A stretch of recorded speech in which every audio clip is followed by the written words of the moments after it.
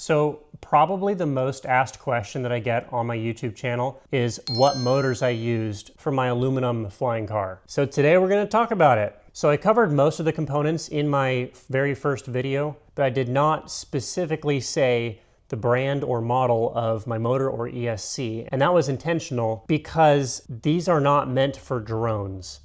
And I don't recommend that anyone use these, that anyone buy these to build something like what I built, because there is way better stuff on the market for that purpose. Also, I designed and built this about 5 years ago, and the specific model of ESC has been discontinued. The company still exists and they still make ESCs. But yeah, I built this 5 years ago, and I think it goes without saying that if I were to do the same thing again, I would use very different components because I've learned a lot in that time. All right, so let's jump right into it. These motors, as you can see, they have a big stupid shaft that goes all the way through the whole thing, including like coming out the bottom of it. These are manufactured by FreeRCHobby, which is a big Chinese motor manufacturer. They make a lot more than just these, but these at the time when I was looking for parts, these were the closest thing to what I was looking for in terms of power and size. This is the FreeRCHobby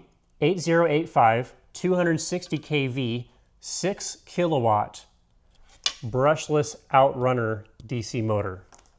Kind of a mouthful. I have this one mounted on a wooden block, which I was using for testing when I first got all of these. And that way it has the shaft coming out of the bottom of it right here. These things are super powerful, but as I've said in previous videos, they're not meant for drones. They're actually advertised as for electric skateboard, longboard, belt drive. So not meant for drones. But that's also why I got the highest KV that they had available, because that was a little bit closer to what I calculated that I would need for a drone. All right, the ESC. This is a FlierModel 240 amp ESC. It's rated for LiPo batteries up to 16S. And like I said, this model has actually been discontinued, but there's still comparable ones out there on the market. I'm also going to talk for just a second about the different propellers that I've used and the benefits and drawbacks of each one.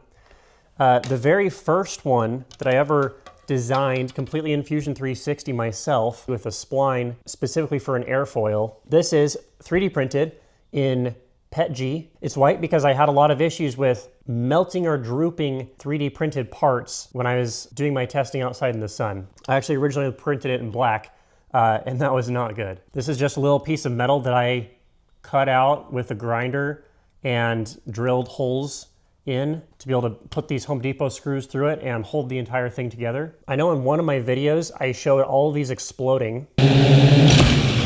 Well, this is actually one of the few that survived. And I have a confession to make. My aluminum flying car actually flew way, way better than I showed in any of the videos that I put on YouTube. The problem is, I might regret saying this, the problem was that the videos I took of it flying may or may not have been completely legal, and I don't want those to be made available to the public just in case I may or may not have done something that the FAA would get upset about. So I've gotten a lot of flack in the comments about, you know, being an idiot for thinking that 3D printed propellers would work.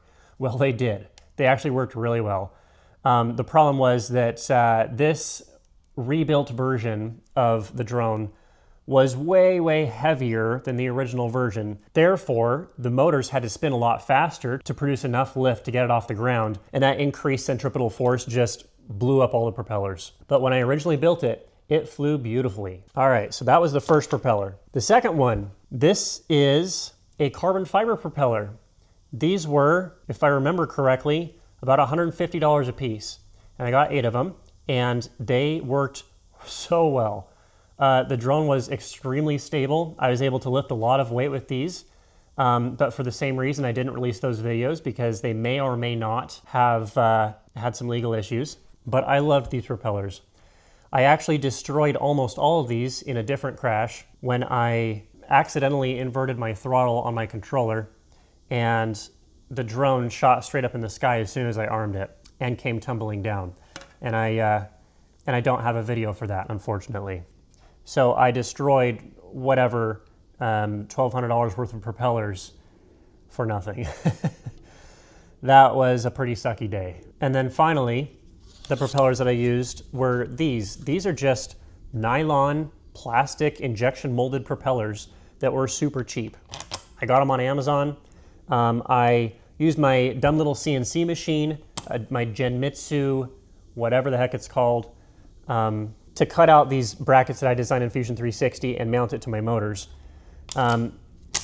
No part of this is balanced, and that's just because even though I knew that I needed to, I was hoping that they would be spinning at a slow enough rate that it wouldn't matter that much, because I actually made these same propellers for my Dragon drone, which I flew in my video of blowing out 1,000 birthday candles.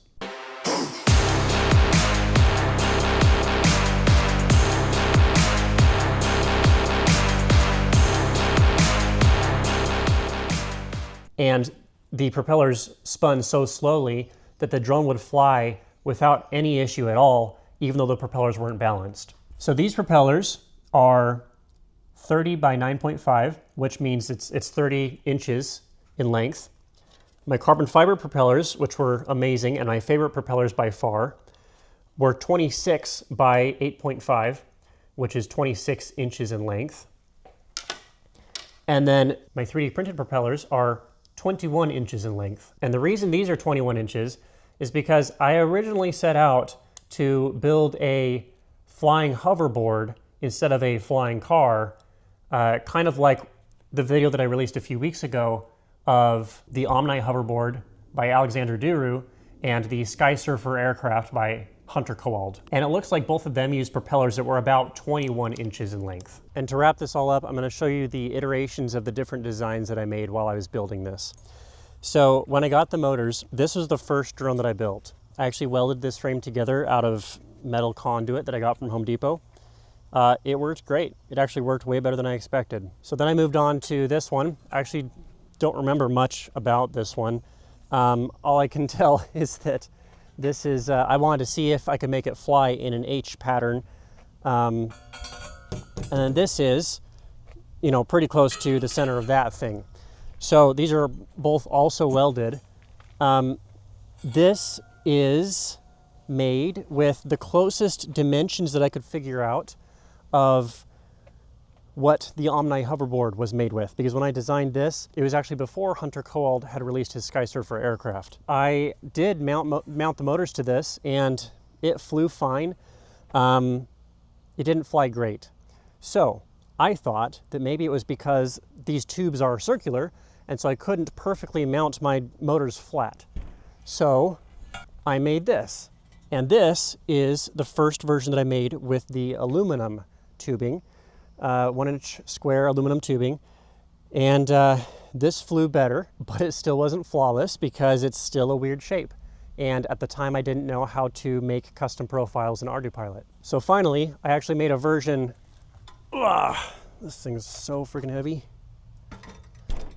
Finally, I made a version of this before this one that is now all taken apart, but it looked exactly the same as this, just with much thinner walled aluminum tubing. And this is the flying car that never actually really fully worked, at least as far as you guys are concerned.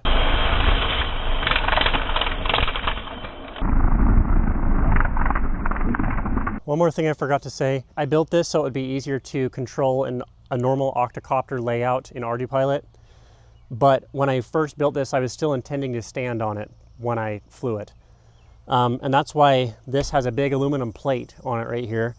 I was intending to mount some snowboard boots onto this. But then as I got thinking about it, I decided it'd probably be better to at least start out sitting on it. And that's why I got this racing chair, which is mountable in the same holes. It's interchangeable with this metal plate. And it looks really cool with this on it. Once again, I don't recommend that you copy any of this stuff that I made.